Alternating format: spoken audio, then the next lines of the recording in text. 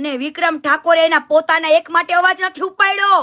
હજુ કહું છું, એવા હરેક સમાજના કલાકારો છે કે જેને નતા બોલાવ્યા ત્યાં, ઈ બધા માટે વિક્રમ ઠાકોર અવાજ બન્યા, અવાજ.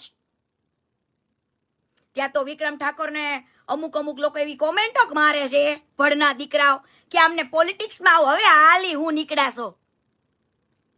હે, કોઈ પણ માણસની લાગણી દુભાઈ હોય અને તમે પાછા પોલિટિક્સ લેવલે એને જોઈન્ટ કરો છો.